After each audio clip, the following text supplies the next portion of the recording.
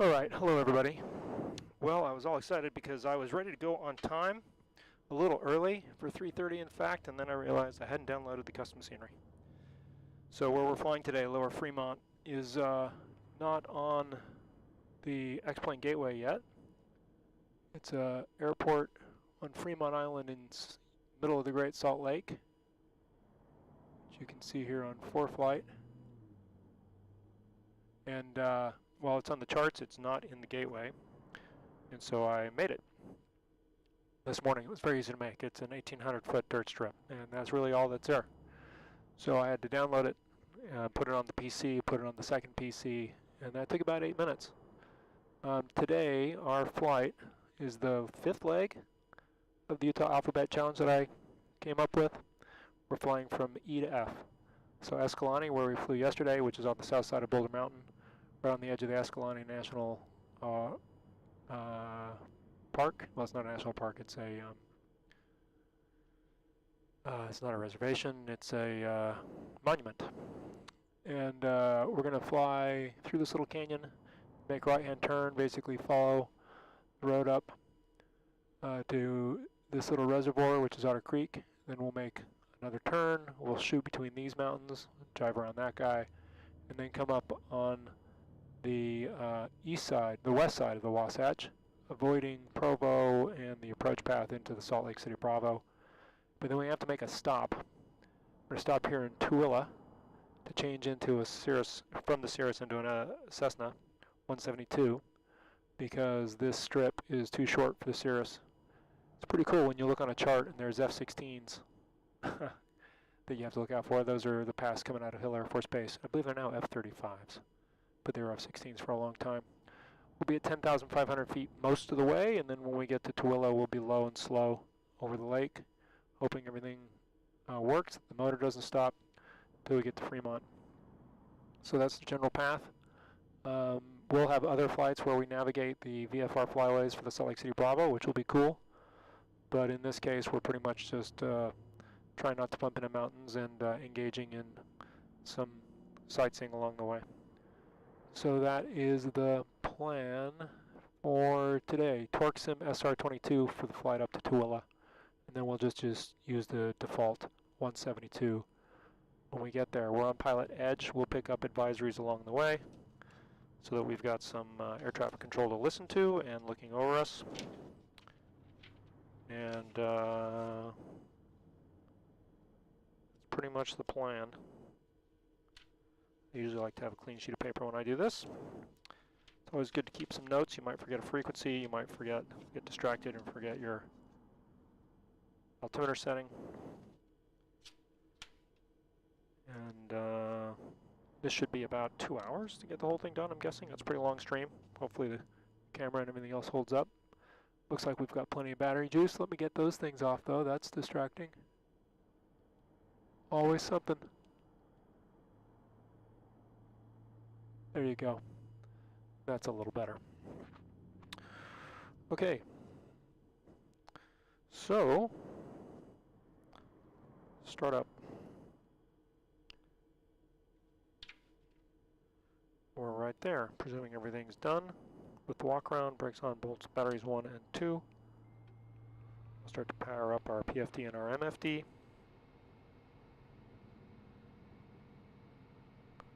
It's kind of cool to see.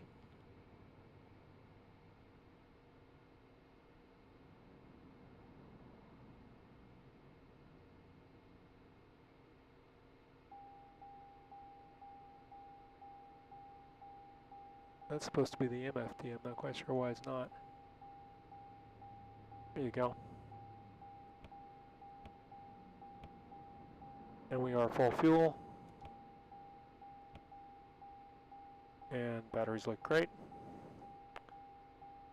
Strobes on, navs on. Mixture full rich. Power level full forward, prime. For about 6 seconds. Then boost.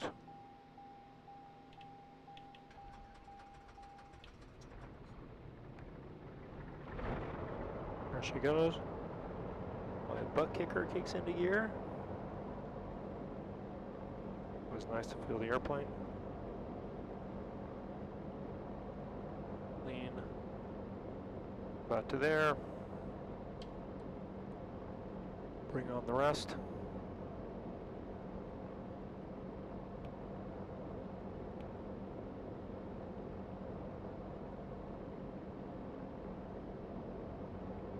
Those are giving me the same display, so that's okay. I was hoping I could have the PFD in one on the MFD in the other, but looks like we haven't figured that quite out yet. Okay.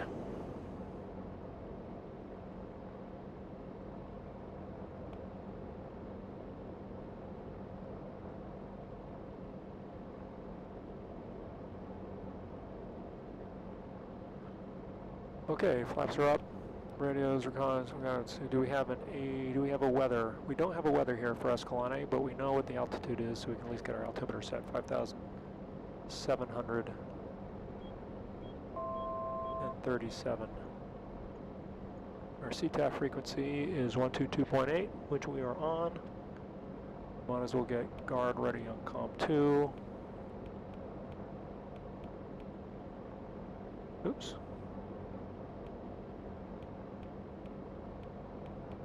There we go. Still taking me through my checklist. And the nearest weather is over in Bryce Canyon, which we won't be able to pick up because of line of sight. So we will just check out the windsock, which is right there, which looks like it's hard to tell. Wind here would normally probably be coming from the west.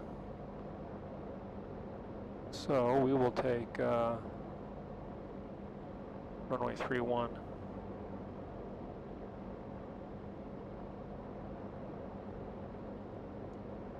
Get that bugged.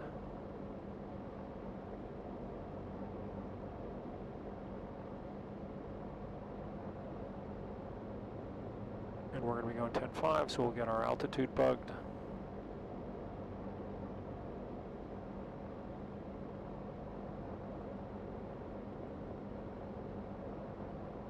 Okay, that's all good. We'll do a quick radio check on COM 1, COM 2, just to make sure that things are working as we want them to. 1, 2, 3, 4, 5. And we'll swap that. And then we'll also put in 1, 2, 3, 4, 5.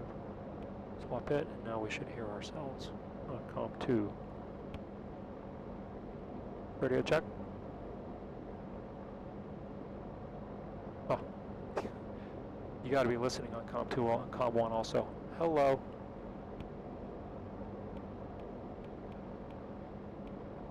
There we go.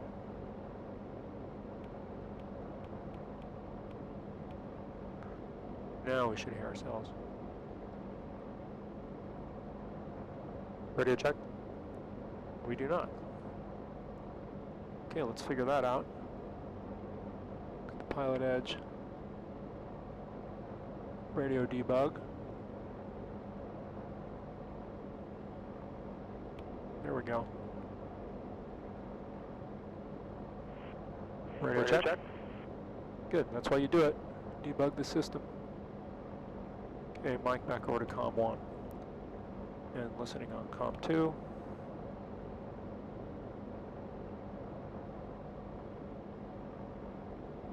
I set attitude return coordinator. We'll verify that when we taxi. Make our call here. Get ourselves back on 122.8.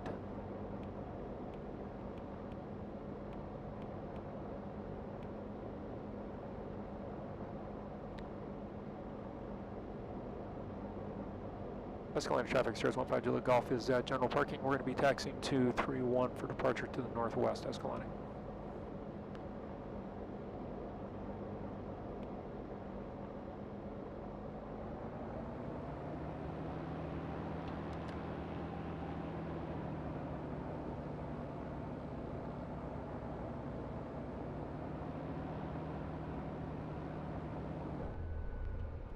Uh-oh.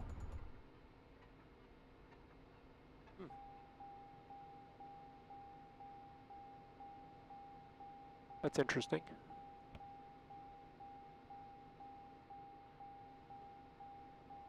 Better just quit.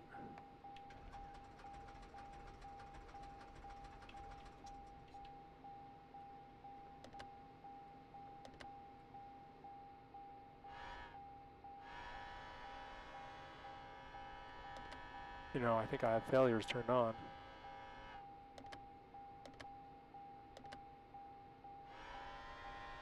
There we go.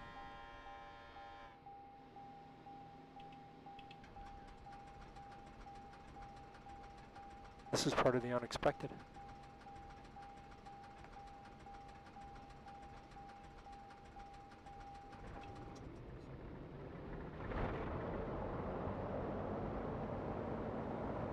Maybe with the density altitude, we just had it lean too much. Oil pressure is good.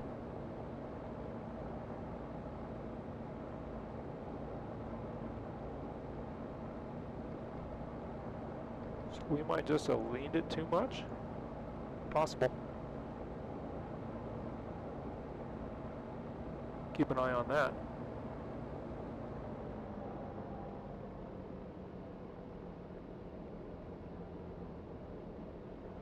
Everything's in the green. I think I just installed it.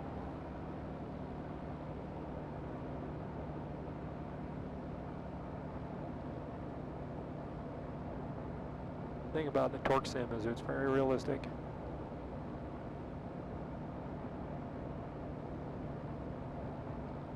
Yeah. Looks like 3-1's the right runway. Escalante Muni, Cirrus 15 Julie Golf, we're going to be entering and back taxiing down for 3-1 Escalante.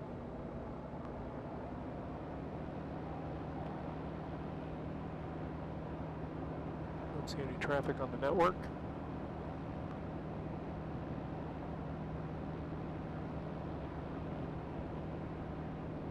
Don't see anybody coming there.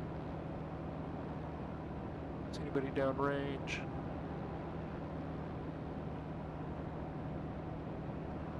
That was interesting.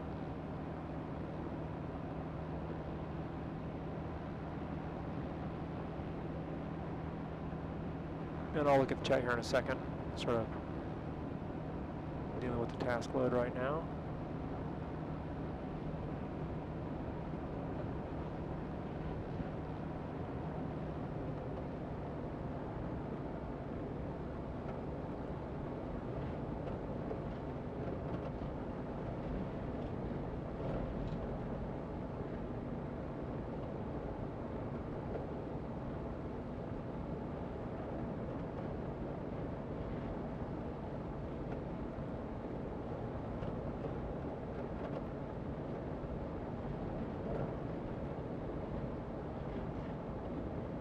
Past 2 flights I've just done PilotEdge with no moving map. I was thinking about doing that today, but I think I'll just fly this. I want to get up there so I can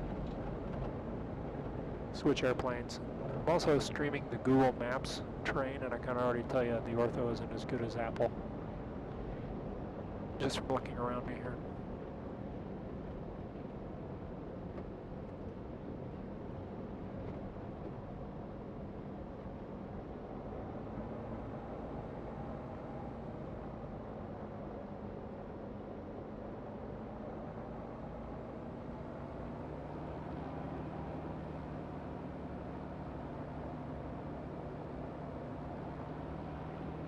It's like the caster wheels, it doesn't want to turn until it wants to turn, and then it turns a lot.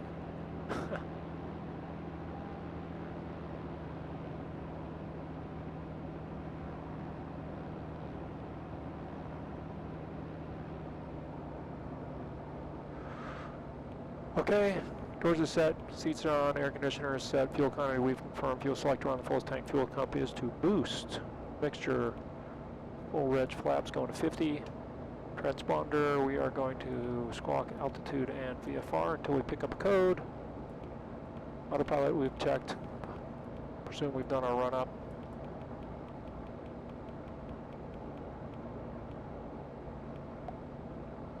Okay. Escalante Municipal, Cirrus 15 Julie Golf, taking off 3-1. We'll be making a crosswind departure to the northwest. Escalante.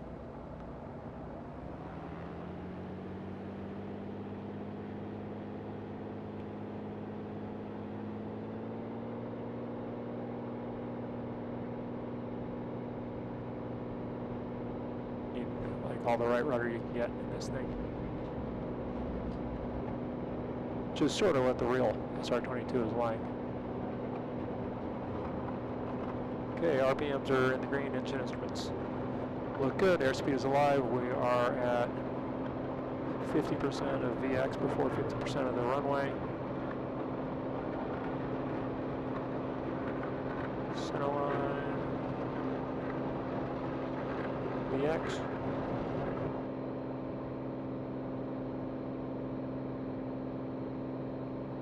Yeah, this ortho does not look great. Just a click resolution, not as good as the Apple. That's alright. Just having streaming ortho is a miracle in the history of flight simulation, so we should not be greedy. Flaps are coming up.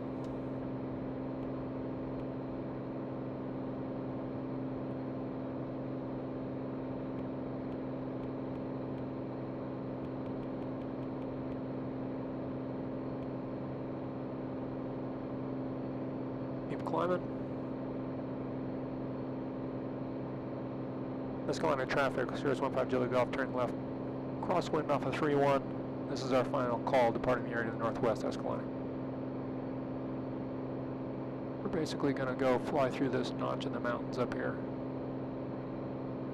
Yeah, that ortho does not look nearly as good down low as Apple, which is a shame, at least not out here. But I tried it because the Apple ortho seemed really faint, or faded. It didn't have a lot of color to it, but it looks better than this. Ourselves trimmed here for climb. There we go. Okay. On our way. Get up to VY.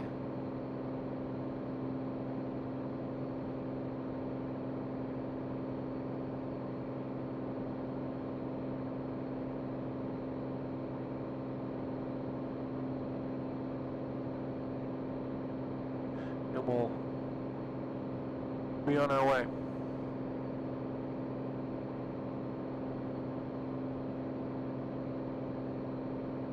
That's Boulder Mountain, the very edge. It's called Barney Top in front of us. The main part of Boulder Mountain is over here on this side. You can see it. It's a massive, long, huge tabletop mountain in central Utah. You can see it from space. And this is sort of the southern end of it. In front of us.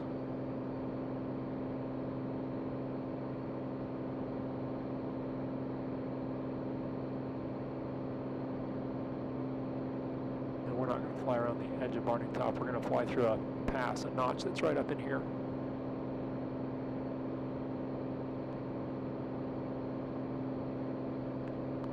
Basically following the road that comes out of Escalante,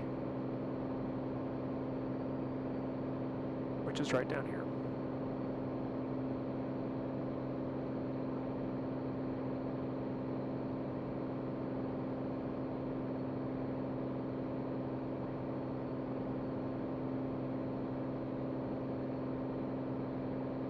Rather than fly around. Okay, climb, oxygen is set, power level full forward, mixture is full rich. We are not quite at VY.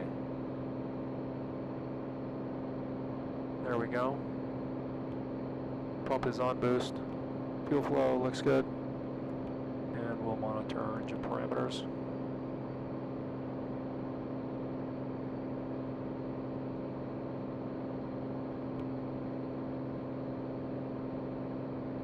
Climbing pretty good given the density altitude.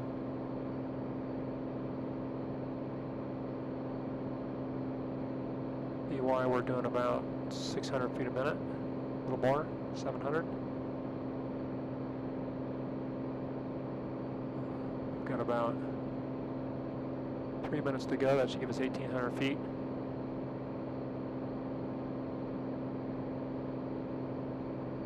If we want, we can climb even faster, given that we're in a... If we had the turbo, we could really crank. We'll lean here and get a little more power. we can always make a circling climb if we want.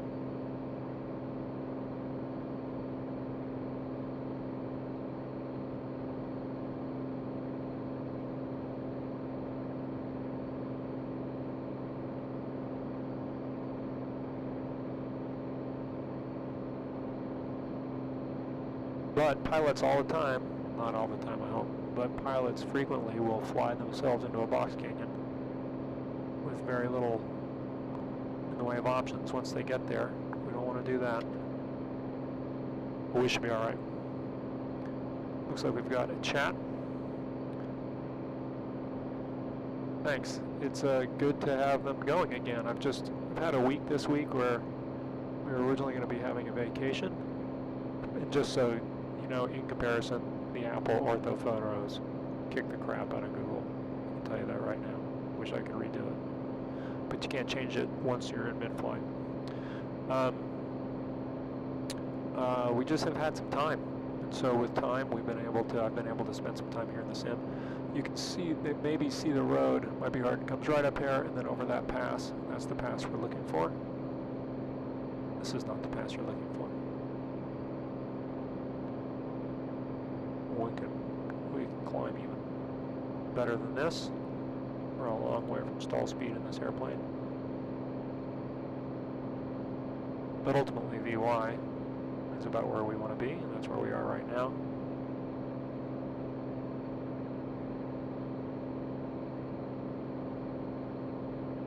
And then once we get over the top of this, we'll be looking down into the Sevier River Valley, which goes down to Bryce Canyon National Park. But we're going to be making a right-hand turn and head north. And once we get up to 10.5, we'll really set up for cruise. If we were to have a problem right here, we would be pulling the chute in the real world, not looking for a place to land. We do not have enough glide speed or distance to get back to Escalante. Nice ForeFlight shows you best glide.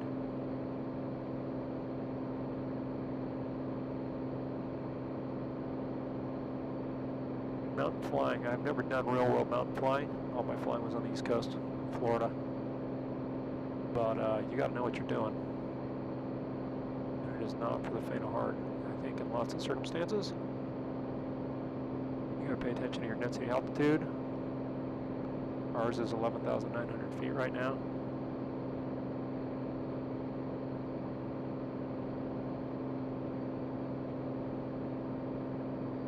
Going up to 10.5, which is our altitude. I'm going to give us just a little more cushion here. No reason to level off, but yeah, you can see how cheesy those colors look. It's a shame, really. I picked, you know, these Utah flights apart for the scenery and the terrain, and the Google imagery was a mistake. All right, coming over the top.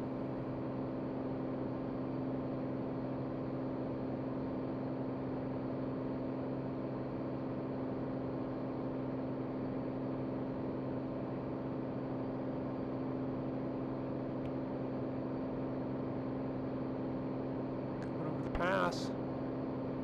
Yeah, it really looks bad. It's a shame. Maybe we'll get better looking tiles when we get further north.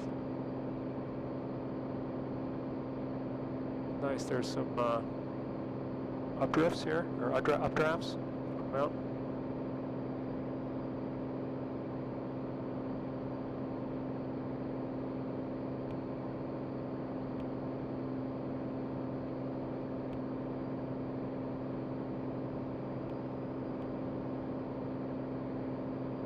Get ready for cruise.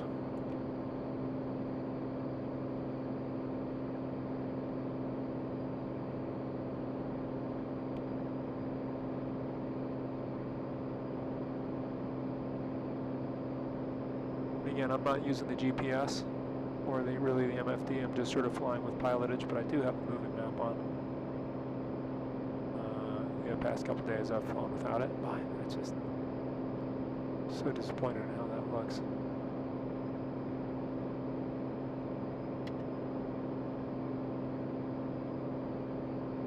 Oh well, hopefully it doesn't look as bad to you guys as it does to me.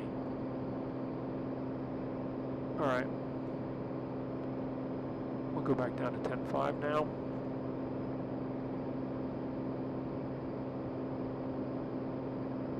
And then, if we wanted to call Salt Lake, looks like center is 133.6.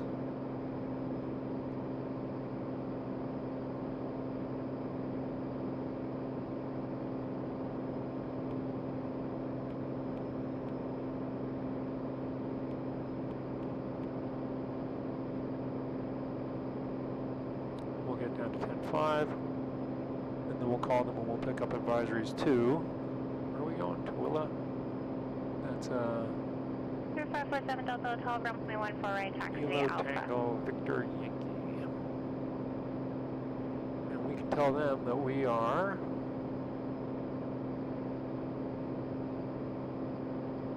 uh, 20 miles northeast of the Bryce VOR.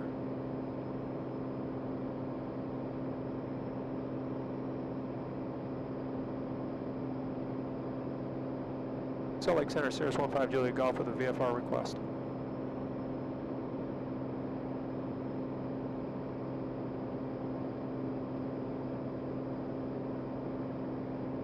Air 15 Juliet Golf, Salt Lake Center, go ahead.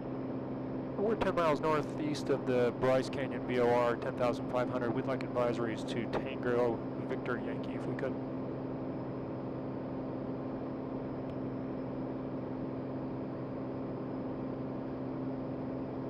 Air 15 Juliet Golf, squawk 3722, and what's the aircraft type? Cirrus SR-22, 3722 for the squawk.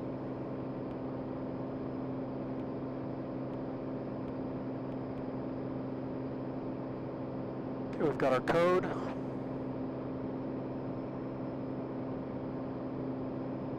We're going to come up here and then we're going to make a left, shoot through that gap, and then make another right before we get to the Circleville Mountains, which are those mountains you can see up there. Air 15 Juliet Golf, radar contact 21 miles northeast, Bryce Canyon, VOR Bryce Canyon, altimeter 3038, maintain appropriate cruise altitude. 308, stay VFR, thanks, 15 Juliet Golf.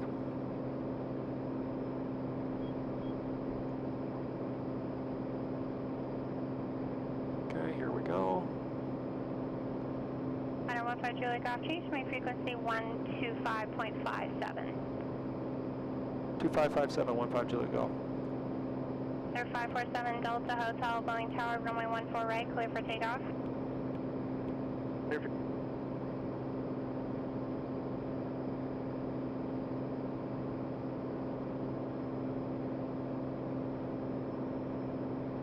Salt Lake Center 15 Juliet Golf is switched. Juliet Golf, Salt Lake Center, thank you. Oxygen, oops, back to our checklist. Oxygen set, fuel pump off. Cruise power set, lean, we'll go lean peak here and just do that, go ahead and do that now. Lean assist, we're gonna run lean a peak. So we will hit the assist button, and then we'll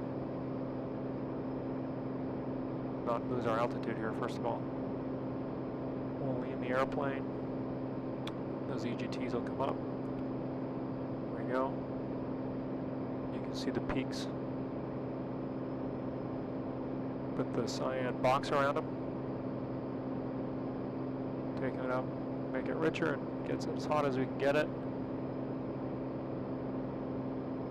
And when it's been as hot as we can get it, we back it off until we're about 75 degrees lean peak. Usually right around 49-50% power. Vision 7 Delta Hotel, contact departure, have a safe flight.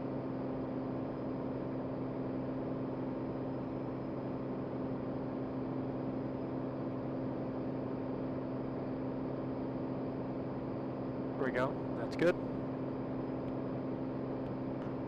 Make sure set engine parameters, we'll keep an eye on them. Fuel flow and balance, keep an eye on that. Second here, we'll switch tanks. Air 547 Delta Hotel, Seattle departure, radar contact. Climb and maintain 5,000. And I'm not having very good altitude discipline. Okay, that in front of us is Paiute Reservoir. No, That is Otter Creek Reservoir. Little town of Antimony, Utah, right below it.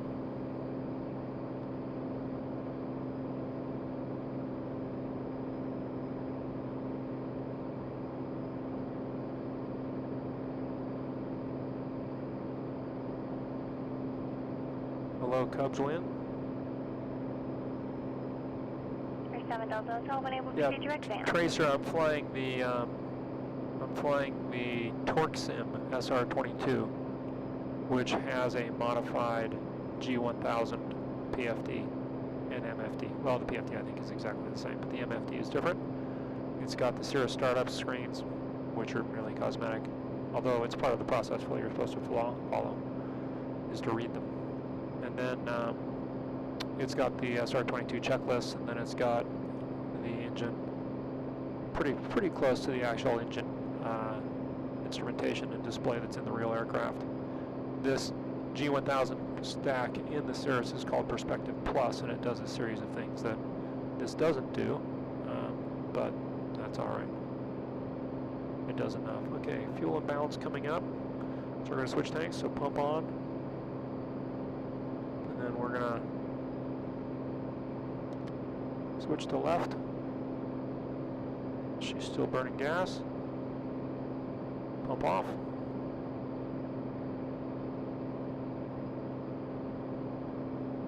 Then through here is Junction, Utah, which is J on the Utah Alphabet Challenge.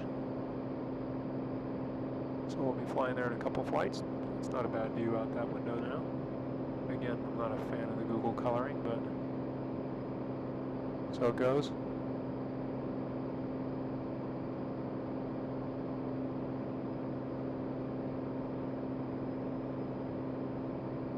So anyway, I've had this light week, not light for work, but light for scheduling, and as a result, it's I've got a little more free time. I'm really supposed to be sort of taking vacation, but I have a little of that time in August, so it's sort of a staycation. But I've been working most of the day, and I've been able to get some sim flights in the evening. Today I had the chance to get one in that doesn't make me run into dinner time. And given that this is a longer flight, I thought it was a good idea. It'll be fun to fly to this Fremont Island. I've seen it. I grew up in Salt Lake City. Like, I know where Fremont Island is, but I've never been there. And these two airports, these two strips, dirt strips, I guess are new. I'd never heard about them, but they're on the chart. Okay, so where are we? If we were doing PilotEdge, where would we be? We now are right in here. That's the little town of Junction.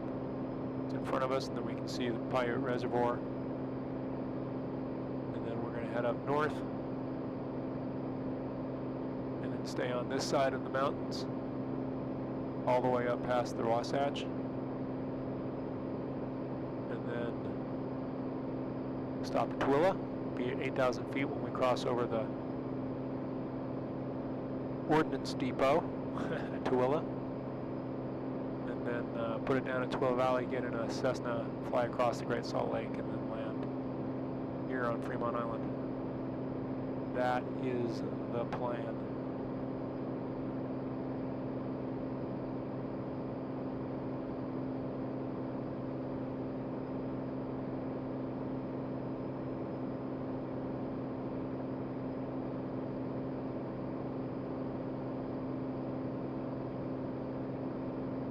Yeah, it is slick, and I think it's great to see developers creating instrumentation that's specific to aircraft like that.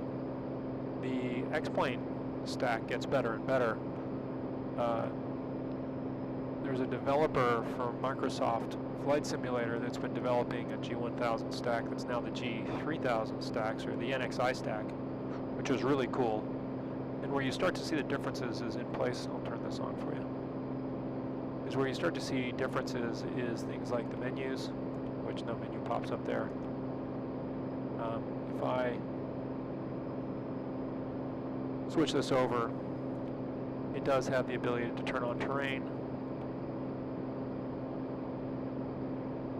is nice.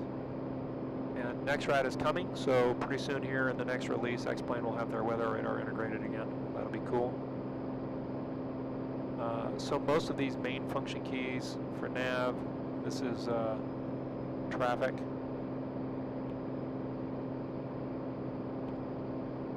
Work fine. This is the storm scope, so it would show lightning strikes.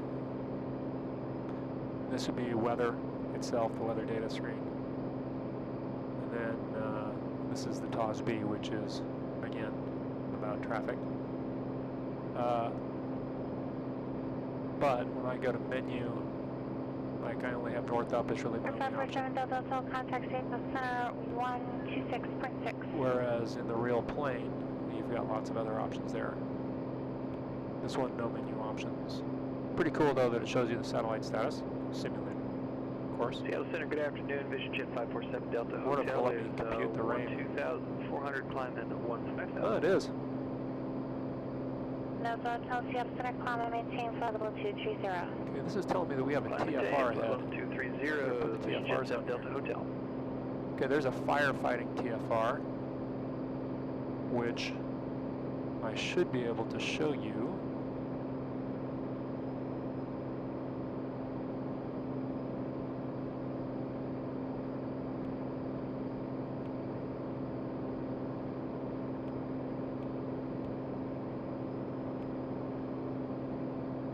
This seems to be locked in this screen now.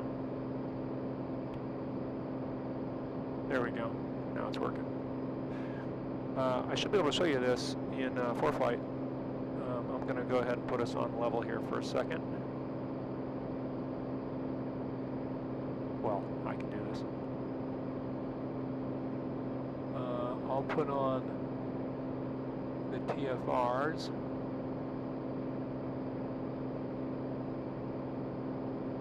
See right here, that's for forest fire, firefighting TFR.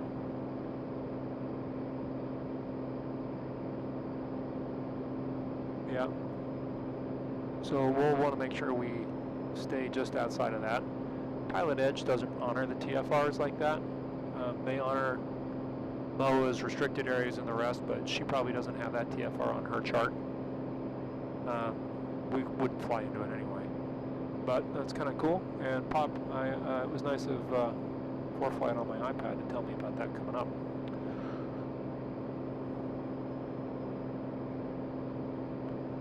Okay, through here, 8,500 feet, 9,300 feet.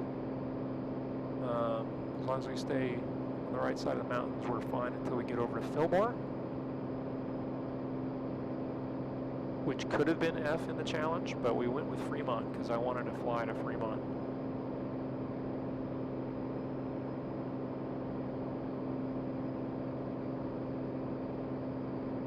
Yeah, the checklist is a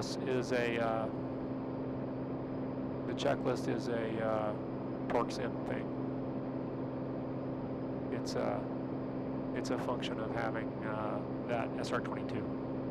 Which if you fly the Cirrus in the real world, which I did, is worth every penny.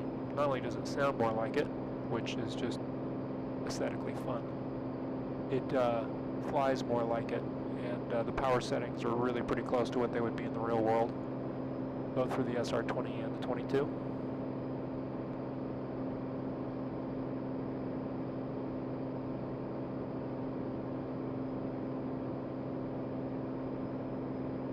Okay, if we lost the engine here, we'd be going down there to that road.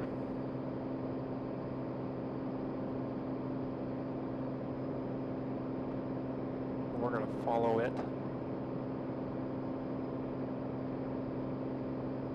while trying to stay out of that TFR.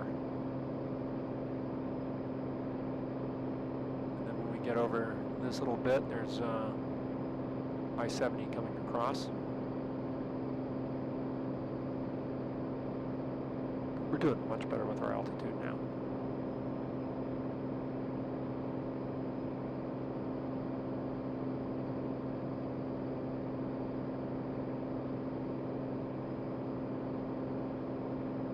True airspeed 160 knots. Our ground speed's 169. About an hour to Tooele. And then we'll switch airplanes and make the flight over to Fremont. I'll have to remember to log out of PilotEdge, or else they won't let me log back in. We're not going to talk to air traffic control. Do we need to be talking to them? Do we need a code? We need to be squawking mode C, but we don't need to be talking to them for where we're going to go, as long as we're below the 8,600 foot shelf and the 7,800 foot shelf. So we should be able to fly along at 6,800 feet. That gives us about 2,000 feet over the water. Enough time to pull the chute if something bad were to happen.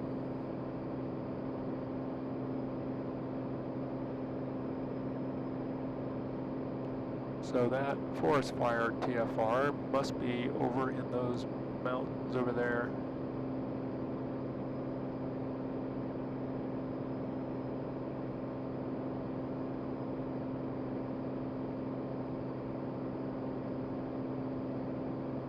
Okay.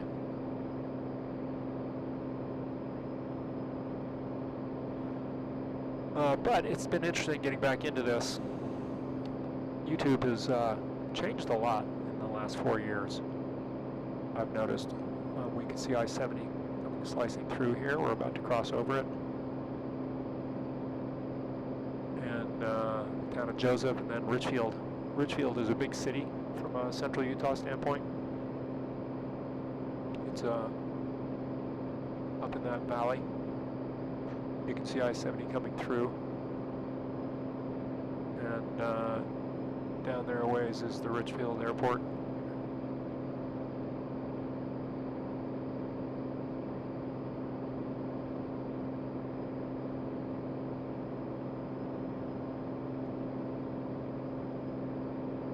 But YouTube is all about,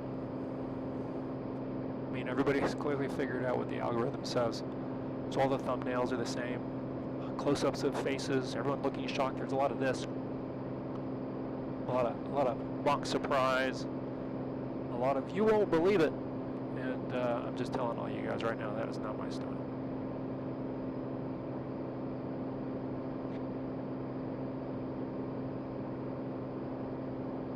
That is not my style. If we lost the motor here, we can't quite make that tabletop. We might just make that one. That wouldn't be a bad place to put her down. Otherwise, we're pulling the chute. So I'm just going to have like screen caps and titles. I've tried to make them look a little better. I mean, I want to be proud of what's online. But this is not, like, I'm not doing this to become an influencer. I used to be, I guess, an influencer in this domain. People would send me things to test. But I've paid for everything that's in the cockpit right here.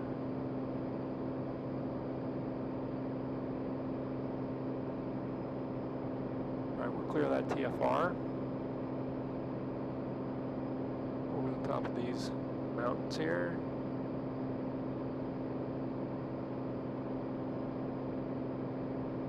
This is the Pavant range, P-A-V-A-N-T. You know, I spent 20 years living in Utah, 22 years, and spent a lot of time running around Utah, and I still come across mountain ranges and places that I never even knew existed. Like, I didn't know this was the Pavant range. I just thought it was the mountains outside of Richfield. But pretty cool. You can see there's some inconsistent ortho coloration, some older tiles, some newer tiles. Apple's just doing a better job no matter what their color saturation levels might be. That looks pretty good though if it wasn't modeled or wasn't inconsistent. I can tell you that the overlay does a great job of putting trees where they're supposed to be. Okay, now we're starting to get into the Great Basin. Great Basin is a series of, really a series of deserts and mountain ranges that extend from western Utah all the way through Nevada. A lot of it is military testing ranges for Hill Air Force Base. So there are a lot of places in the Great Basin you can't go, but you can't go to Fillmore, which is that little town right there. Or no, that's not, that's Kanosh. You can go to Kanosh, and you can go to Fillmore, which is right up there. And if you go too far one way, you end up in the severe MOA, and you get buzzed by F-16s. Now you can fly into MOAs, military operation areas. They're not restricted areas. But if they're hot, you're taking your life into your own hands.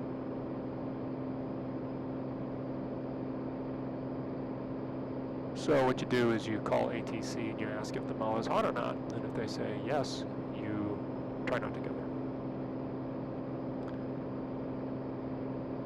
The MOAs in PilotEdge are always cold. Okay, so you can see the irrigation that's part of this river valley series of towns. It's not really river valley, it's a basin, but you can tell where the people are because there's irrigated farmland. And then dry lake beds. And then in the distance, way up there in the distance, we have the Sheeprock Mountains, which are up there. And way, way in the distance, we have the Wasatch Range, which I can just see. We could fly just visual up to Provo and Salt Lake City right now from where I can see the edge of the Wasatch Range. So pretty soon here we start heading pretty much dead north.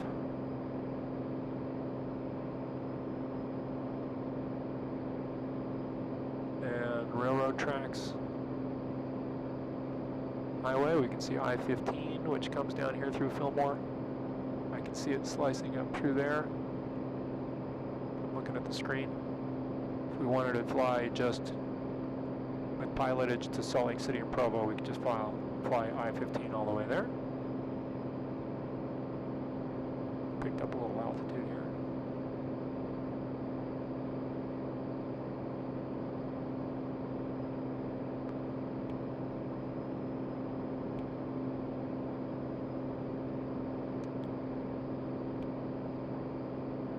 I can get her trimmed enough that I can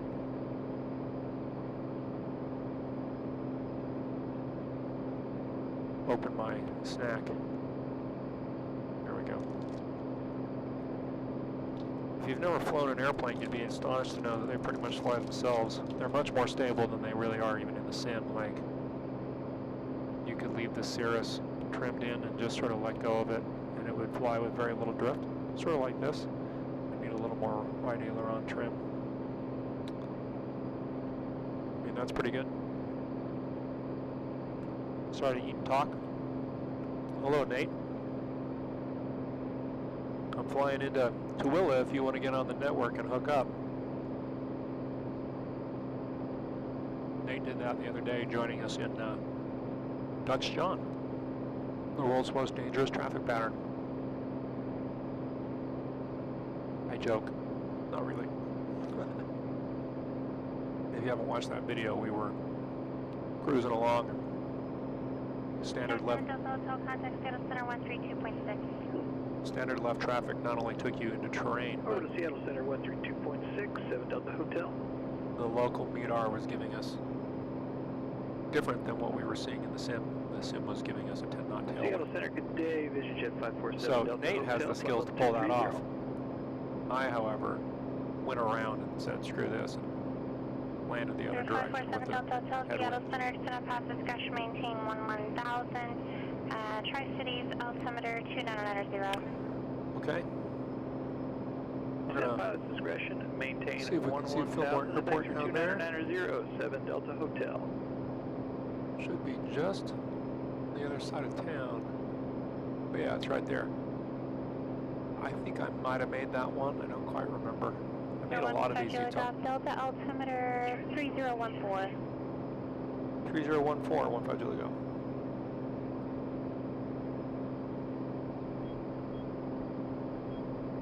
Well, that makes us a lot lower than I thought we were. Much lower pressure here. We got to gain 500 feet.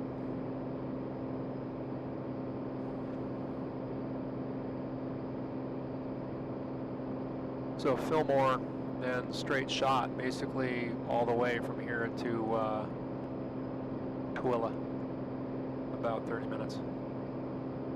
I'll show you where we guys are. Let me get up to altitude, and then I'll show you guys where we are. Give us 30 seconds.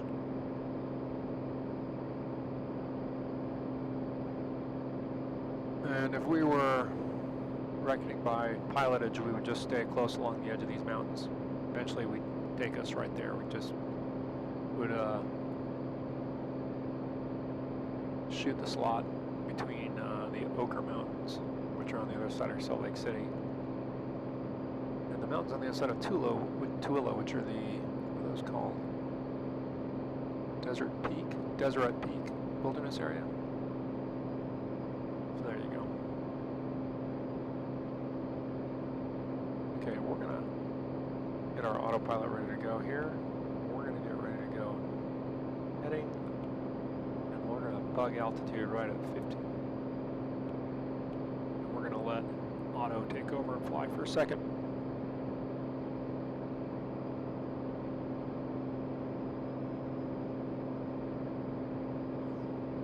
Okay. You're with your your 3-year-old. That's good. I remember having 3-year-olds. Those 8 years are remarkable because there are certain times of them when you go, when is this ever going to end? The day comes where you go, I wish that would have never ended. Anyone with little kids, you can rest easy that you're both going to love and miss and not miss those days. But as you look back 15 years later, you go, man, those are cool.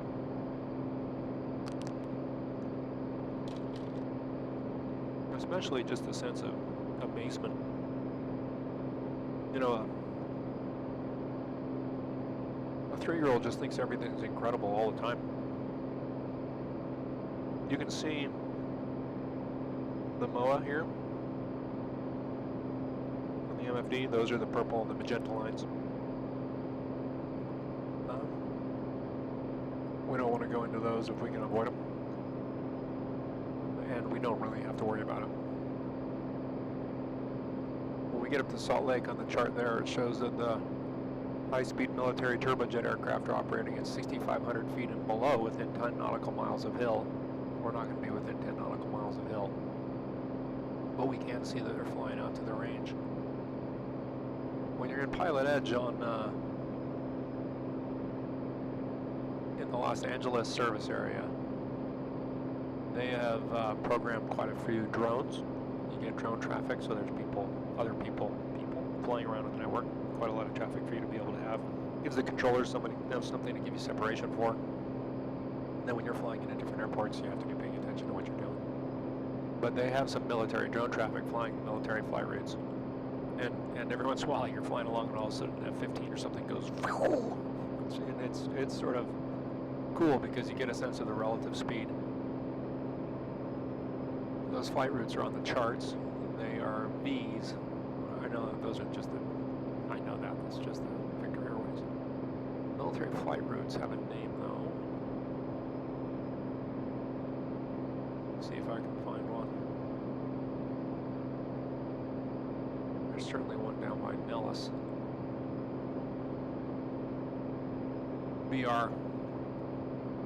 BRs are military training routes. BR 1214 is the one I was just looking at. That's where you can expect to see traffic coming by at a high rate of speed. Okay, ForeFlight. Let's see where we are. We are now up here. We've passed where I-15 here, or I-15 heads up out of Fillmore. So we're coming up to just about outside the perimeter of the Delta VOR. We're like right here over these. We're right here. And we can see Scipio up this valley, and then we'll keep coming up here past Delta. And then into Tooele. And again, we can't start our descent until we're over the top of the ordnance depot.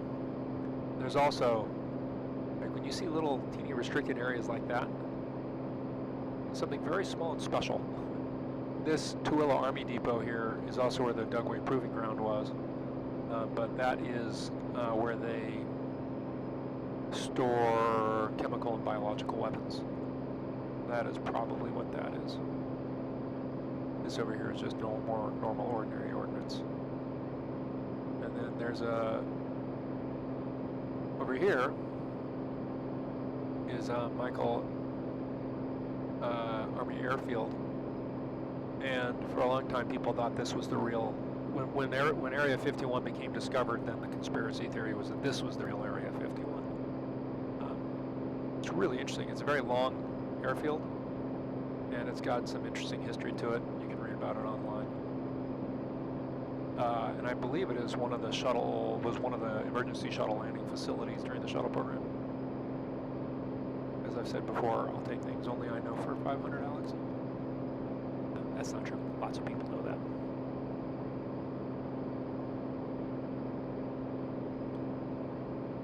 So there you go. I'm glad I figured out with Stream Deck how to pull up ForeFlight like that. I've shown in the past. Speaking of which, we've got some traffic right there. 3,400 feet below us. I don't see him.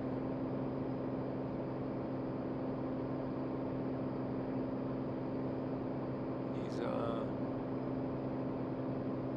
10 miles. He'd be hard to see unless it was at night. But that's an example of one of the drones I was talking about. You can see the traffic there on the scope.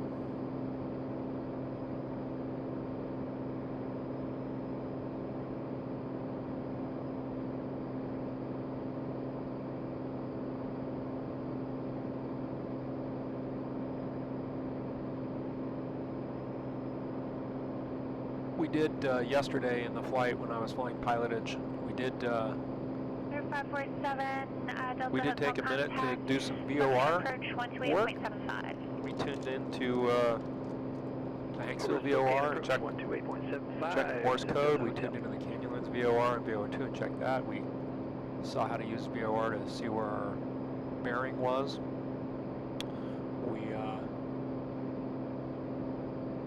We triangulated between the two. 547 Delta Hotel, Spokane approach. Thank you. Tri-Cities altimeter 299. VOR is right on top of us, but what is it? Delta is 116.1. Air 547 Delta Hotel, cross Tri-Cities at or above 7,000 instead of maintain 5,000. Expect visual approach. It's very, very faint. You can't hear it, but I can hear. 47 Delta Hotel, cross Tri-Cities. I can hear the Pascal. Morse code for Delta in the headset. So at or above 7,000 You might be able to hear it. 5,000.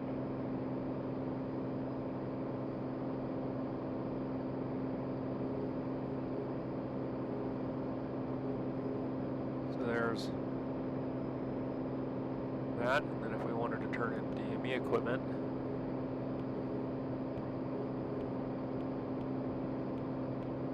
we can add the DME, and then that actually gives us distance. So we can see that that VOR is that way at 7 miles. And then if we set over our nav, we'll be tracking VOR right now. The airplane would fly there with the autopilot. Sort of fun.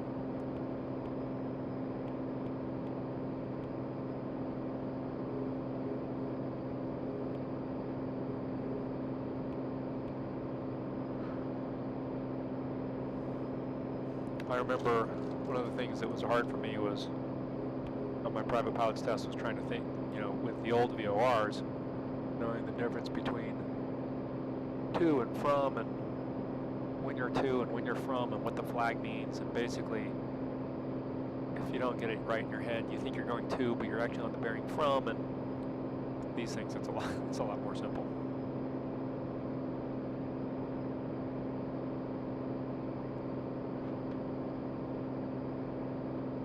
We'll look out the window.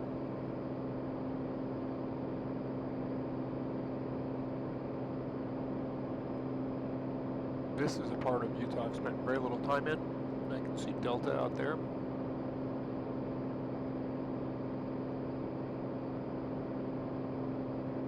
That's an airfield that we could reach if we had to glide to it. I don't know if we'd quite have the ability to make the turn. It looks like we probably would. But here we've got enough dry lake bed. There's a lot of places to land.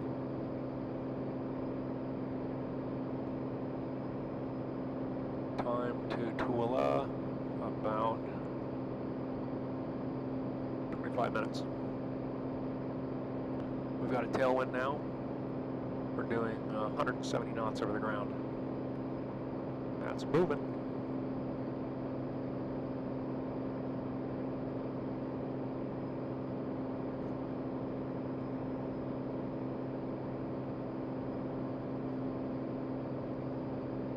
So,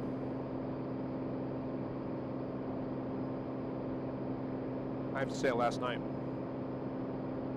I finished the stream and I was like, okay, scratch that itch for a while. I'm not going to need to do that again.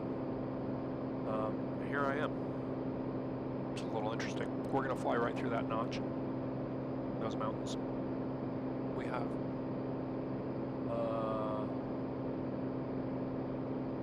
plenty of room there at 7,200 feet. We've got 3,000 feet of clearance, even though it doesn't look like it.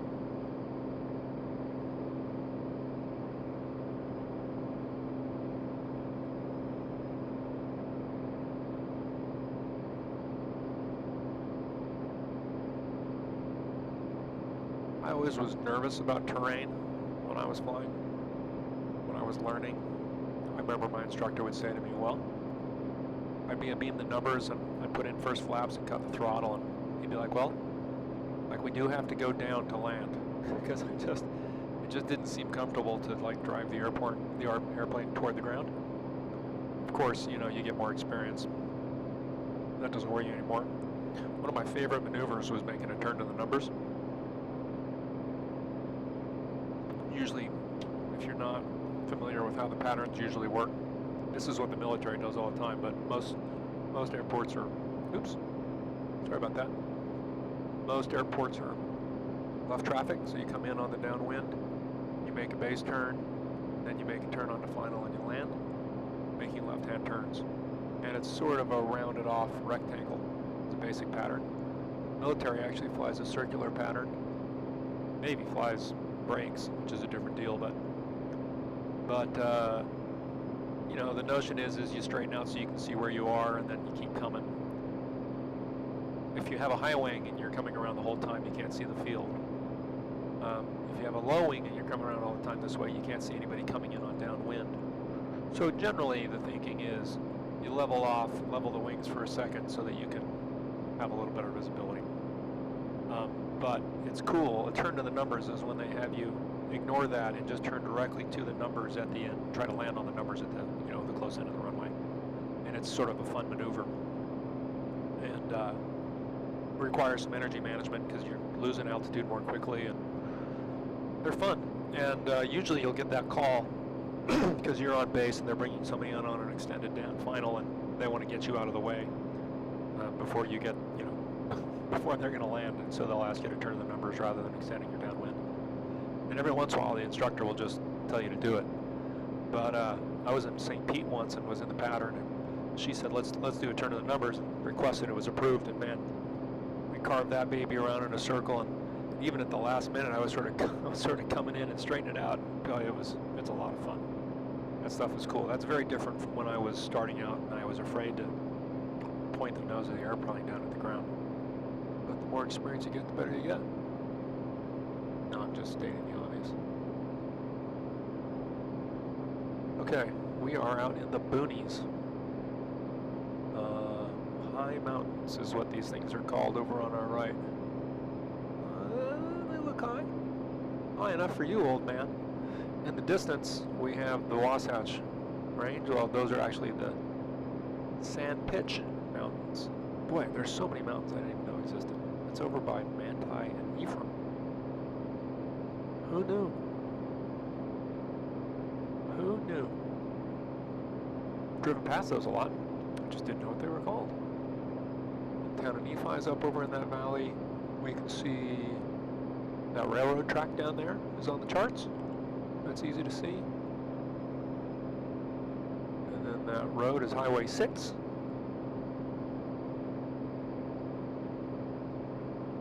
We've got traffic 1,500 feet below us. Let's see if I can see them.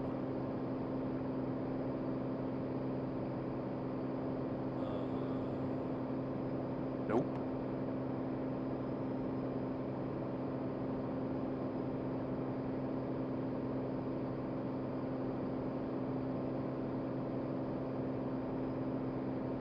Six miles, that's, and it's right on the Victor Airway. What's the vector, Victor? 6 miles about right on that bearing. Negative. Not close enough to get called out by ATC.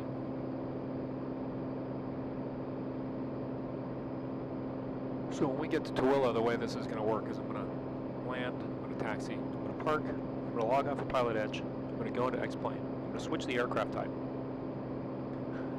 This monitor over here is run by a less powerful PC. It takes longer to upload or to load scenery than the two monitors over here on the main PC. I should be a beam that guy right now. Can I see him?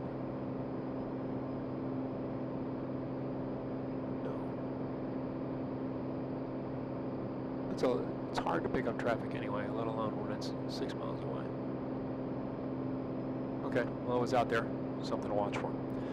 So hopefully this one picks it up pretty fast. Usually when you're just changing aircraft type, it doesn't reload all the scenery. It just changes the aircraft and then you keep going. But don't want to create too much delay. And then I'm not even going to call Salt Lake. I'm going to, because we don't have to, we're going to stay out of the Bravo. We're going to stay at 6,800 feet. And then try not to get hit by any F-16s. And then we'll land at Fremont. Fremont is one way. It's got a mountain at the end of the runway. You'll see. And it's a dirt strip. It's 25 feet wide and 1,800 feet long. So it'll be a test. I was thinking about the Cub, but my tail dragging skills are, I would describe them as poor. Hello, Ian from the UK. Hope things are okay for you over there. All the way over in, it's a lovely time of year though I'm not sure what part of the, are you in Wales? Are you in Scotland? Are you in England? Like where in the UK are you? Northern Ireland?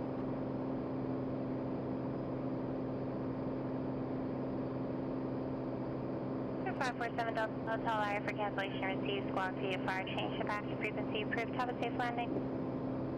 There you go. All right, desolation. Out here, where's Topaz?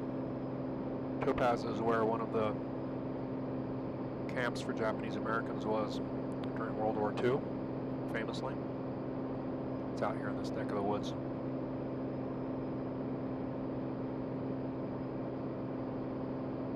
These are the Sheeprock Mountains that we're flying past. Not sheet rock, sheep rock. And then up here we come across the Onaqui Mountains. Is that?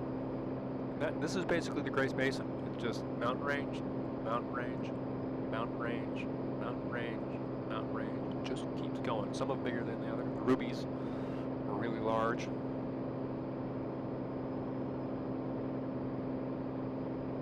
But it's like just wrinkles of the earth going all the way through Nevada. And then it stops when it gets to the Wasatch, which you can see out that window. And those are much bigger. And we're coming up on Utah Lake. You can see it at the tip of that view, just at the top left-hand corner. You can see Mount Timpanogos, and which has snow on it, this scenery. And you can See Utah Lake, that's where Provo is. So these mountains up here are the Ochres. They basically form the western boundary of the Salt Lake City Valley. Okay, we got to be over 8,000 feet going over the Ordnance Depot. We are that for sure. In our current route now, we are about here. We're flying through this pass right now.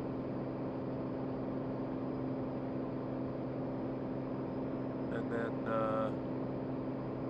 we need to figure out if we're going to come over the top of that at 8,000. Start looking at Tooele. Tooele, that's easy.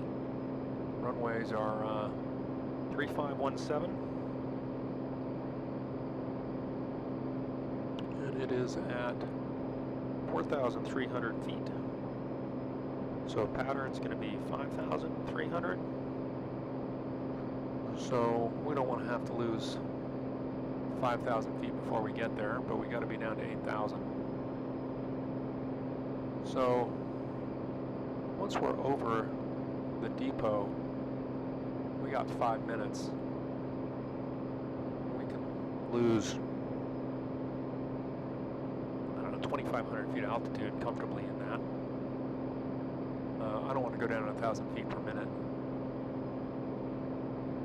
So we'll probably ask to go down to, well, we'll just keep it here for now. We can always make a circling approach. Not a circling approach, but we can always lose a little altitude before we get to Tooele. I don't like to push my luck flying over something that says, for reasons of national security, pilots are requested to avoid flight at and below 8,000 MSL in this area. I think that seems fair to me. Seems fair. See if we can see the depot from here.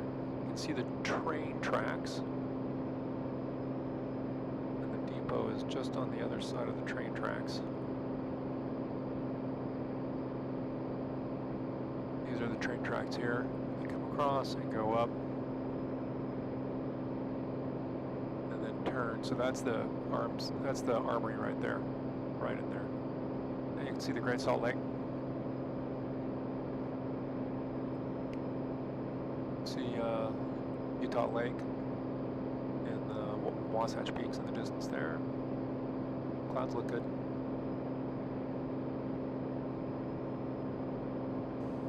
Okay. So as soon as we're over the Ordnance Depot, we'll start to lose some power. Let's start planning ahead. Tooele, their weather AWAS is 119.7.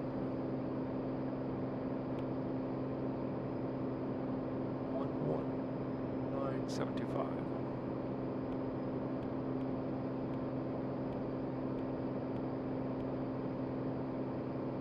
Okay. And their Unicom is 123.0.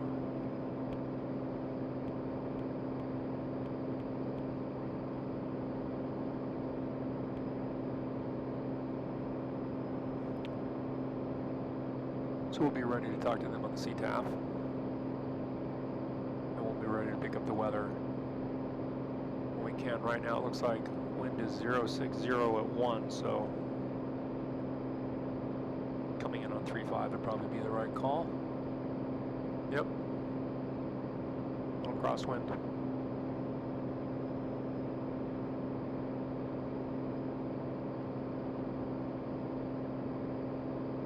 We've got traffic again, probably that same drone. The drones sort of cycle through. We're going to be a little closer to them this time.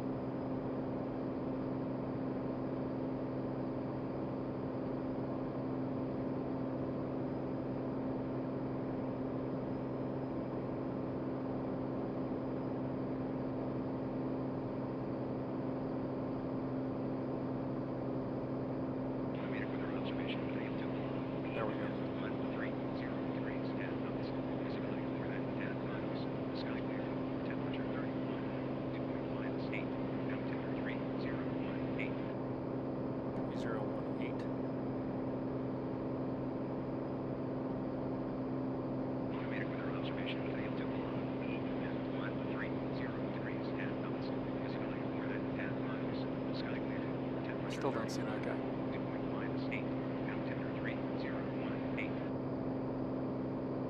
Might get him out this window.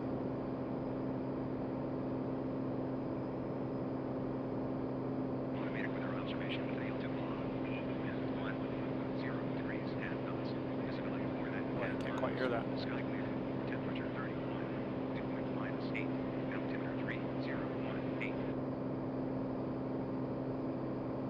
Then I'll look at the chat.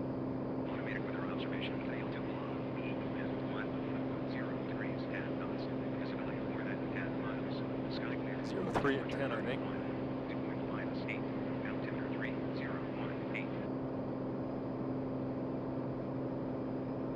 Yeah, that sounds right. Okay.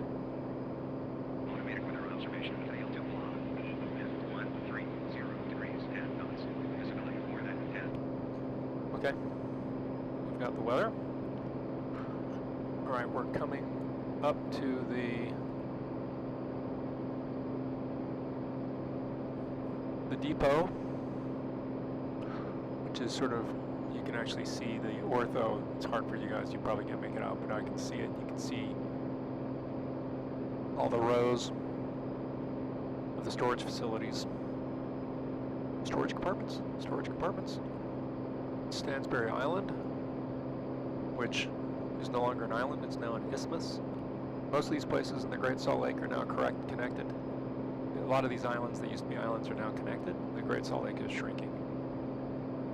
It's much smaller than it used to be. Remember when they had to pump it because they were worried it was going to flood the airport back in the 80s. Uh-oh, camera bump, sorry about that. Okay, here's the arms depot, the ordnance depot. We'll be over in just a second, then we'll start descent.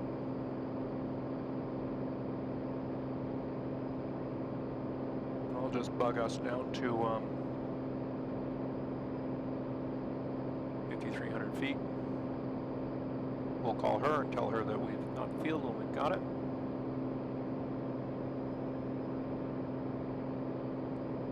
And we'll let Otto take us down.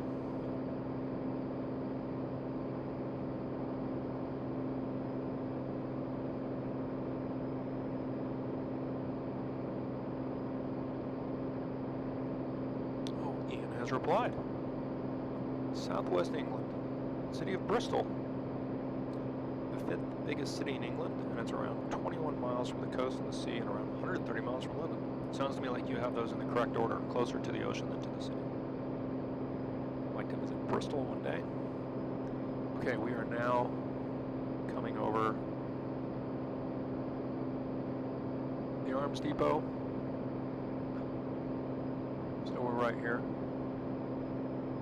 As soon as we're out of it, we will start our descent.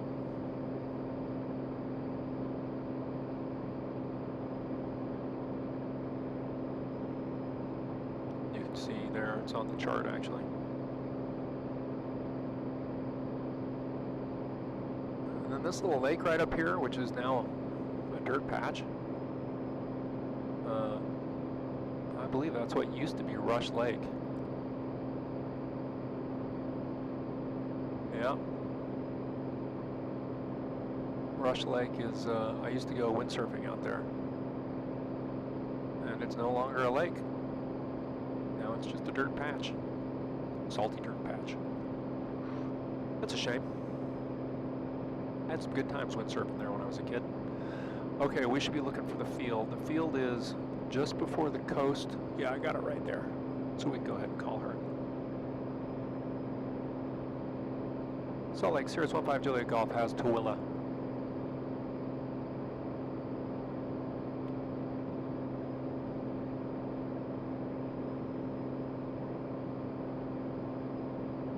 There 15 Juliet Golf. Did you want to cancel? Yep, we're landed at Tooele so we can cancel and thanks for the support. There 15 Juliet Golf radar services are terminated. Squawk view fire frequency change approved and Salt Lake City altimeter 3009er. Have safe flight.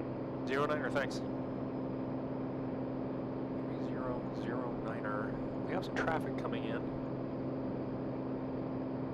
also here, which is 1,500 feet below us.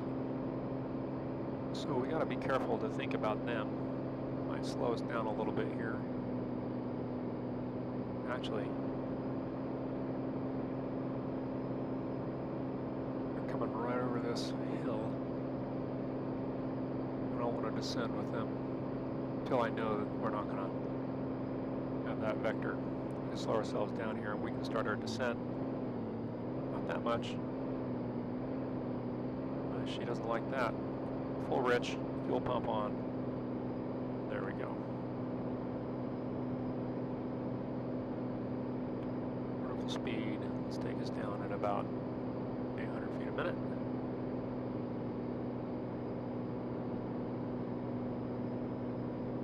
And we're okay now with that traffic. They're going to be behind us.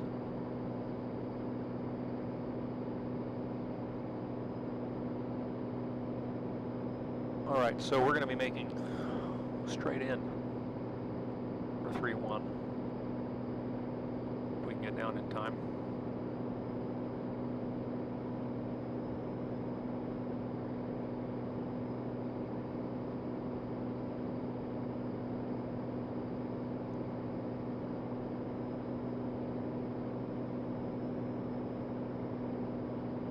We are 9 miles.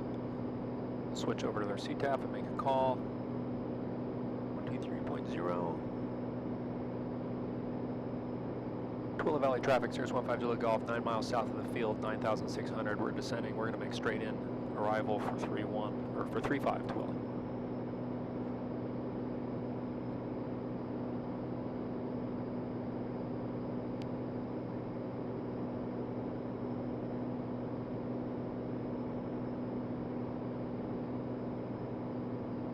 Checklist. Altimeter, we've got that set. Cabin heat, landing light is on. Fuel system is set. Mixture is full, rich brake pressure. We got it. Oxygen, we're good. Seatbelts, fuel pump set to on. Mixture is full, rich. Flaps will give in a second.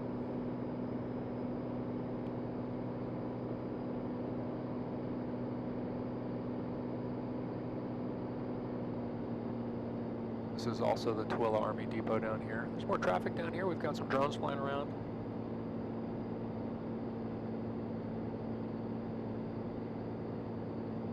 I don't know why the airport isn't on the chart, but okay.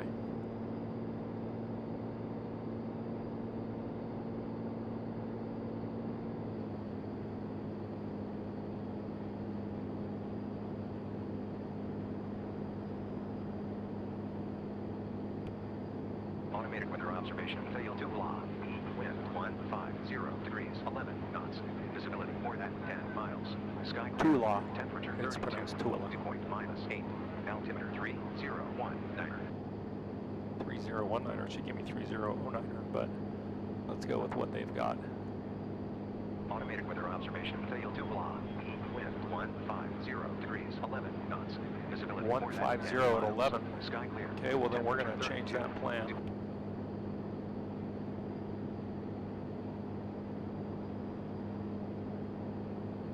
Tooele traffic, Cirrus 15 Juliet Golf, 5 miles south of the field. We're going to be entering left downwind for 17 Tooele. Okay, taking off the autopilot.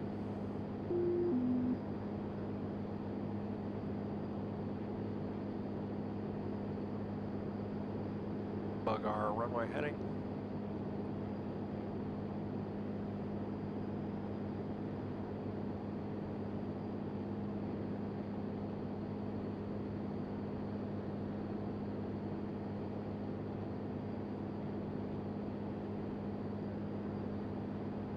Just make sure we're hearing that correctly. Automated weather observation. Wind 150 degrees, 11 knots, visibility. Okay. We've got multiple traffic there, but it's 3,000 feet up, so we don't have to worry about it. Still coming down.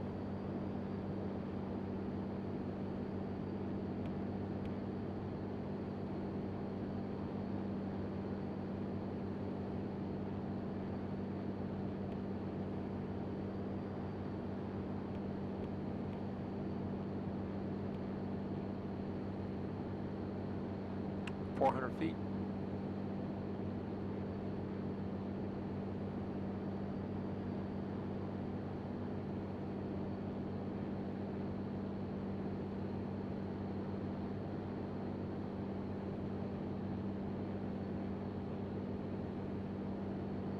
Tooele traffic, Cirrus 15 Juliet Golf, entering left downwind for 17 Tooele.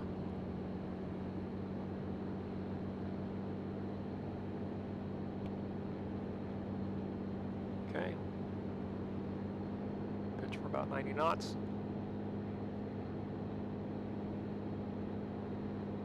Oh, I'll keep descending. And we want to slide over just a little.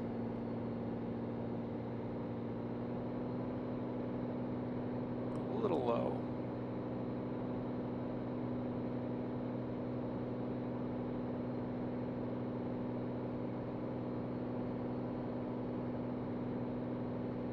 Crosswind here, so let's account for that in our pattern.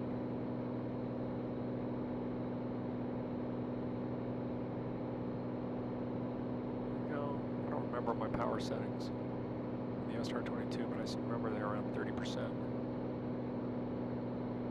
Okay, we're at the numbers for flaps. And we start coming down.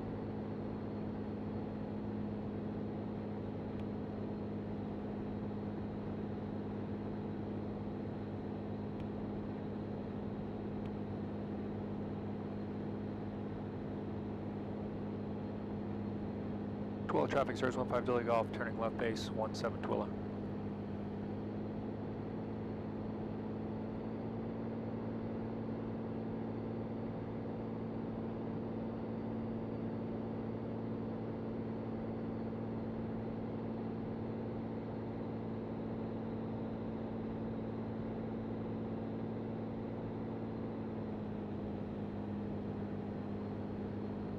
Final flaps.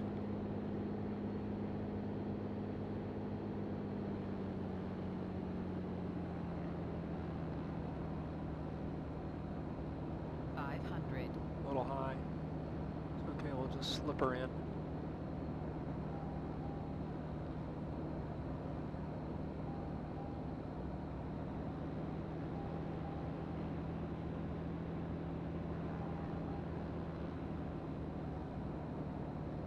we go.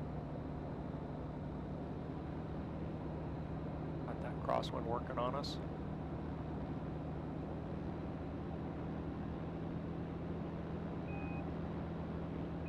Oh, stall speed. That was not a good landing. So, why was that not a good landing? For a couple of reasons. One, it wasn't a stable approach. It was not even close to a stable approach. Second, I made the turn high, so I either needed to fly a longer downwind or I needed to cut the power more.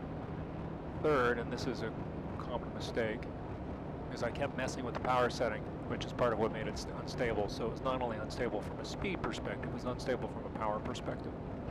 So what you really want to do is you want to be able to just pitch for a speed and then just use throttle for small changes. I mean, we didn't stall the aircraft. You want the stall horn to go off just before you touch down, but not when you're still over the threshold. So we're going to quickly, where should we go? Tooele traffic, Cirrus 15 Juliet Golf is clear of 17 at Alpha. We'll quickly go down here, we'll change aircraft, and then we can continue to debrief on that bad approach. Crosswind was not a problem. I mean, it's pretty healthy, 11 knots, but you know, it's more about consistency and power. Pitch. Some of it is I'm just rusty. Some of it is this airplane responds differently. I mean, it's still a simulator, right? So as good as the TorqueSim is, like when you give power in the SR-22, like it immediately responds. This is a little more subtle. But none of those are excuses. Those are just part of getting used to it. Okay, so we're going to quickly park. We're going to see If there's anything in the chat I need to respond to, we're going to shut down very quickly.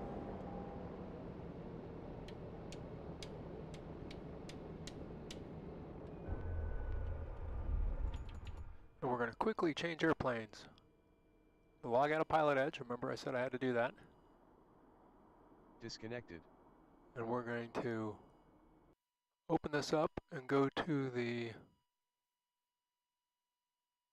default Skyhawk.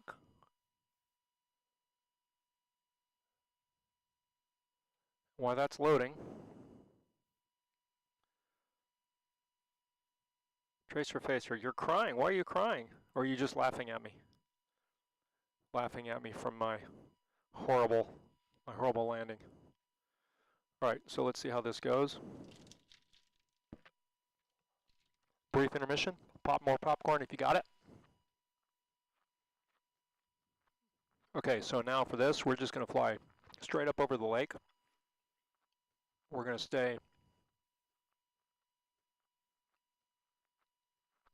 below 7,000 feet. 6,500 would be a good call.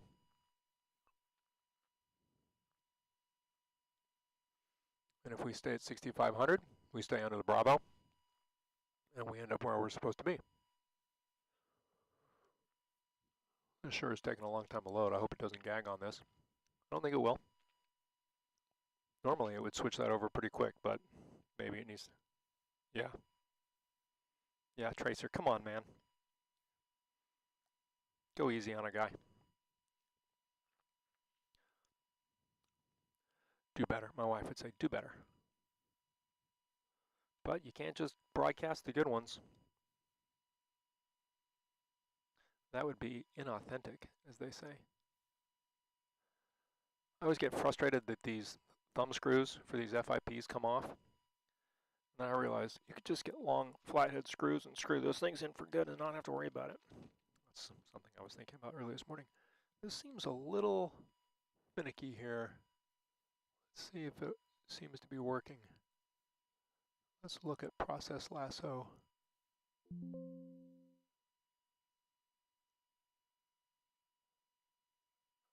Make sure X-Plane's doing its thing. Oh yeah, it's cranking along. It very rarely hangs. Like that would be unusual for it to just hang while it was loading. But it also shouldn't take this long to load. So come on. It's running about 87 cores right now. Oh, I'll show you guys. It's cranking. But I don't see it making any progress.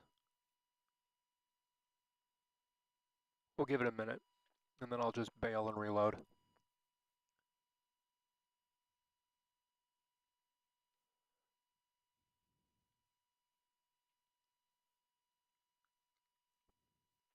I could have you guys vote on what you want me to do. I have not mounted caps. I'm sure I can attach, I can probably bind one of the Stream Deck keys to it. I also have this unused handle here in the quadrant that I could probably make it so that if I push it all the way forward, I've pulled the handle. But if I was still flying, I would have it modeled. I wouldn't have it built into the top as a handle, but like pulling the chute is something you need to practice. And also part of the flow when you take off is, all right, I don't think this is going anywhere. So we're going to terminate this. And we're going to restart, oh, and we're going to take the opportunity to get better maps.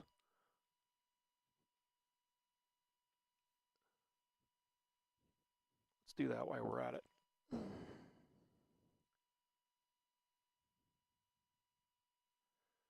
So we're going to put this to Apple Map.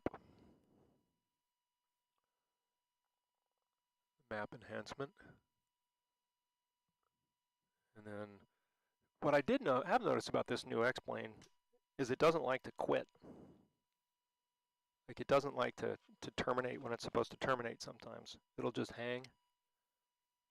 And I can't quite figure out why it's hanging.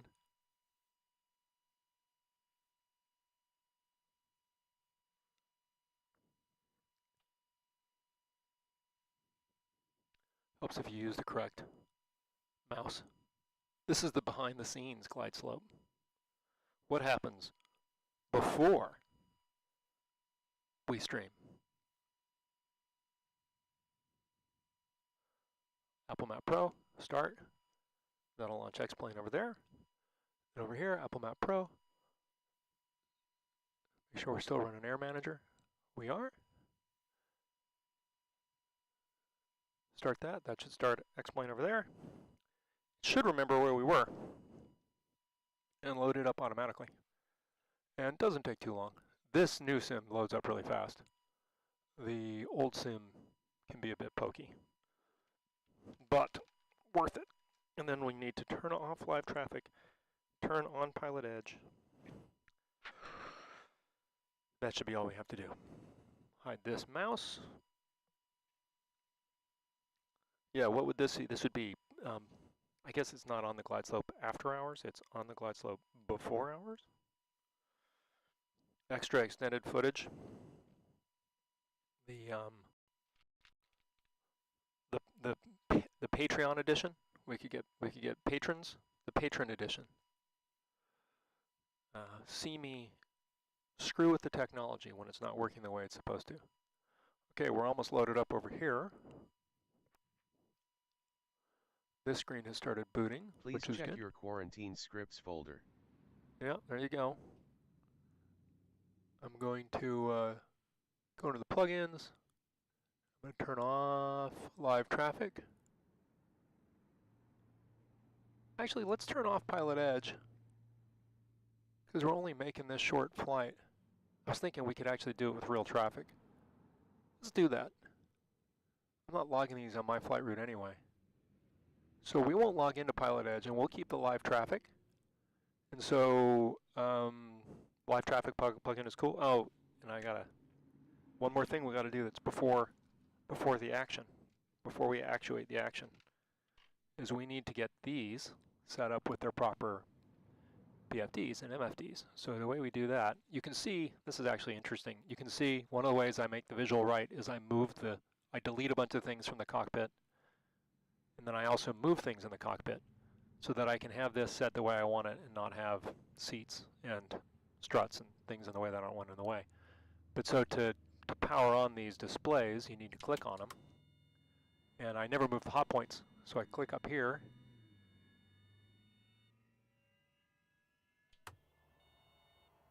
And then they pop up over on this screen. This is the process. And when I run the SR-22, I delete these screens to save some juice, so I have to redo it.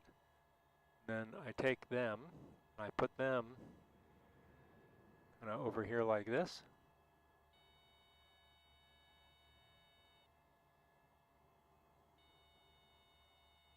And if we're just being simple, we just maximize them.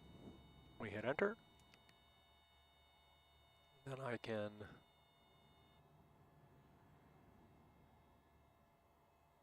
make them smaller if I want.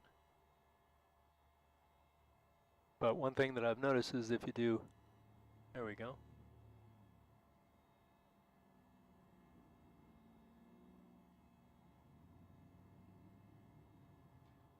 Is if you pop them up in the wrong place, they hide and they disappear.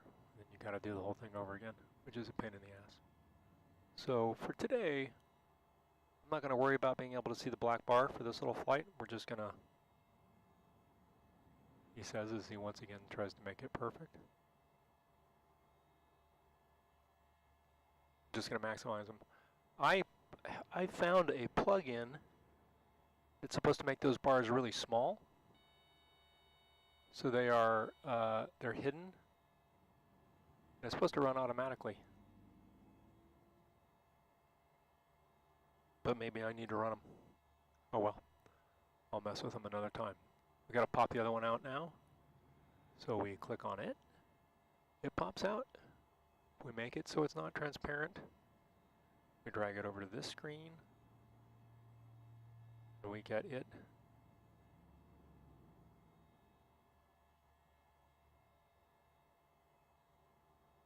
Close enough.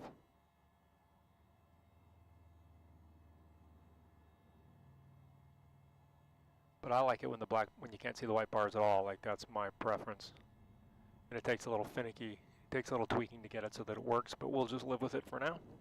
Okay, so we've got live track running, and then we hit the W button, and it repositions our screen back where we want it. And I've been thinking that it looks like the Cessna's a little off center. Probably have it. That looks a little better. Okay. So now we will we'll start it up.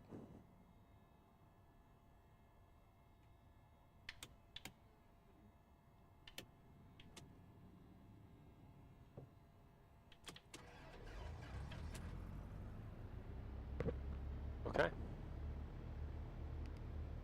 I already can tell you that I can't stand seeing that white bar across the top. Oh well.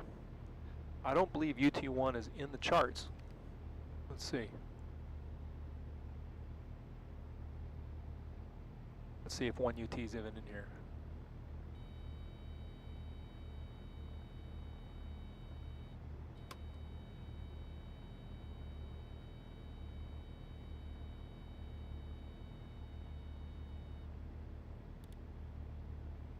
UT1. Nope.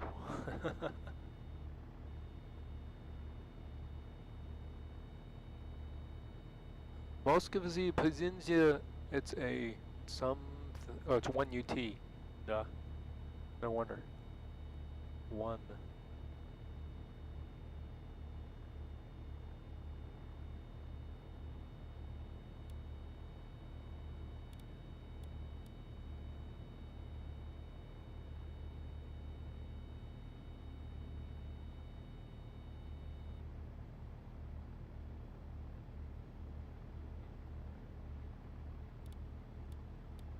There we go. 1. This doesn't want to.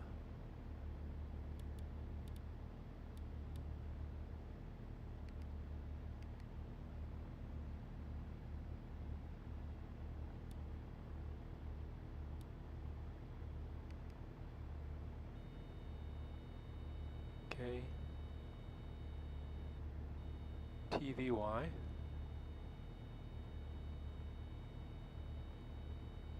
Then 1UT. Still going to tell me it doesn't have it. Yep. Okay. Well, that's okay. We don't need no stinking. We don't need no stinking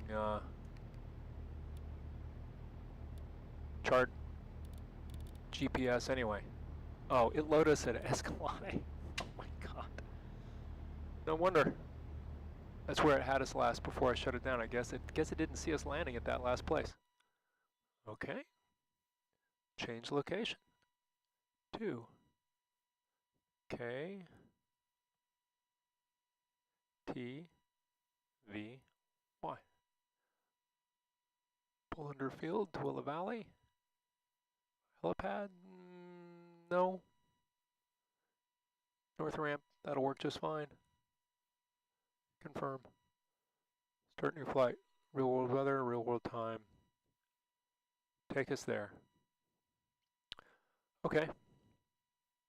I kept being confused while it was giving me Escalante. It's because I was in the wrong place. Am I running this sim on one computer with all 5 screens? No, Owen. I've got 2 PCs going. I've got a very new and powerful PC that is running this screen and this screen. This is a 4K monitor, but I've downscaled it 1 notch, which saves me about 10 frames. And it's running both of these. And then this is the secondary PC that used to run the whole thing. It's running just this screen as a slave machine for visuals. These 2 run off of the first PC, but run through a USB to HDMI connection and really take no juice. They really don't.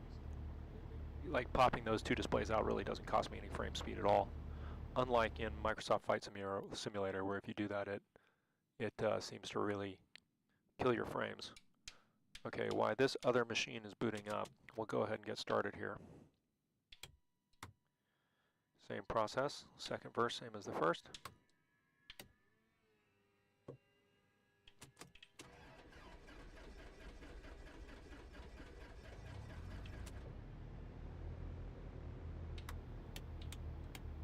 Okay. And we're going to just fly straight over the lake. Again, we are going to stay at 6,500 feet, so we stay out of the Bravo. We can go ahead and we can get that altitude bugged. This machine should be along here in just a minute. And we're basically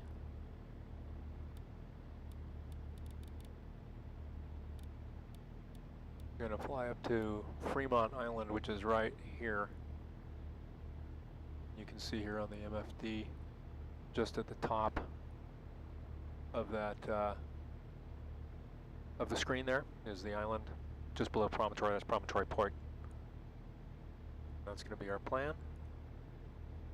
We're going to get this thing to boot up, and then we'll be good to go. Yeah, so these two screens really are pretty free,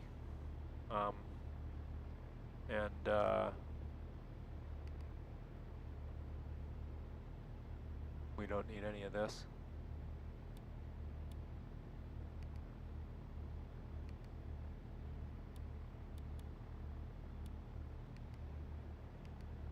It doesn't want to remove this from the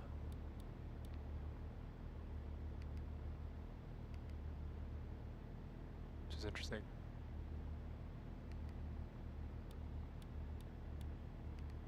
Just delete the whole flight plan. There we go. Okay, and we're running live traffic. So we can see the traffic here, which is getting pulled in from the live traffic plug-in. Looks like we're getting close to being installed and running over here on the backup. You can see the difference, 5 years of generation, from how quickly the main machine booted the sim on these two. And this one is still working over here. Now, this has to get the flight loaded before it tells it where this one is where it's going, so it's always going to have some delay, but part of the game. So that didn't go quite as smoothly as I wanted. The landing wasn't as smooth as I wanted, and the overall process of getting restarted wasn't as smooth as I wanted, and we loaded in Escalante, but you know, things never quite go the way that you think they're going to go. Okay. Prop done, bells rang, fuel cockpit, make sure throttle brakes, proper master switches on, ignition throttle, the auto rating. Should get the weather. And we're going to have to dial that in because it still thinks we're at Escalante. Our weather here is 119725.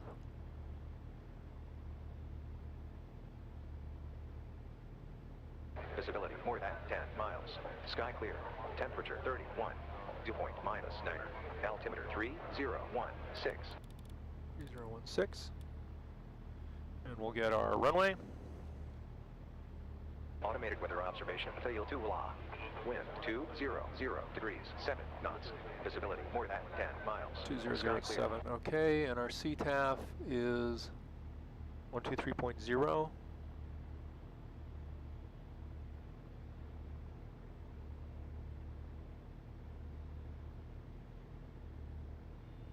That's weird. That should be the FMS screen. Huh. It's not working the way it's supposed to work. That's okay. 123.0.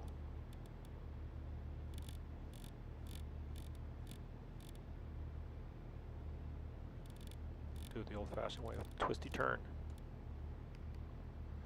Okay, we've got the CTAF frequency. Make sure it's both. Good. Throttle. Okay. Ready to taxi. I see I've got a question. I'll answer that real quick. Oh, you got your pilot's license owned. Great job. Yeah, I haven't streamed in years. And you're instrument rated now. Congratulations. Yeah, you know, that's what happened to me. I started off just having fun. The next thing I knew, I was taking a discovery flight, which I've wanted to do my whole life, and then I was finding an instructor, and then I was getting my private, and then I was getting my instrument rating, and then I was halfway to my commercial. Happened before I knew it. We could have run the Sim Innovations, whatever it's called, the Say Intentions AI, but we don't have it. That's okay. We'll just still make the CTAF call because we're classy. Tooele traffic, Cirrus 15, Cessna 15 Juliet Golf is taxiing. We're going to be departing 17 Tooele, right? Because we've got wind was 200. Interested to see what the discrepancy is in the real world. See what's actually reporting. Variable at 5 knots.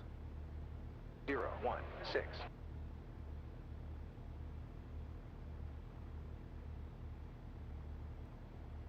Automated weather observation, Tooele. Wind 210 degrees, 9 knots. Visibility more than 10 miles. Sky clear. Temperature 31. Dew point -9. Altimeter 3016. Okay, so we'll take 17 and then make our turn. Tooele traffic, Cessna 15 Juliet Golf taxiing from general aviation to 17. We'll be making a downwind departure to the north, Tooele. Okay.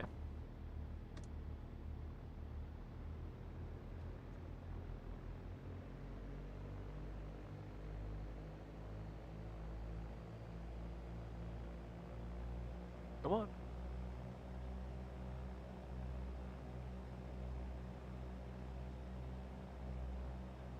There you go.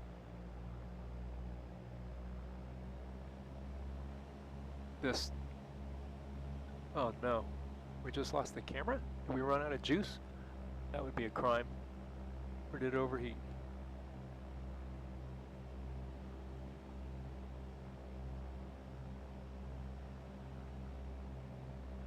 Huh. Okay. Well, that is a sign from God. I think the camera has not overheated. I think we are out of juice.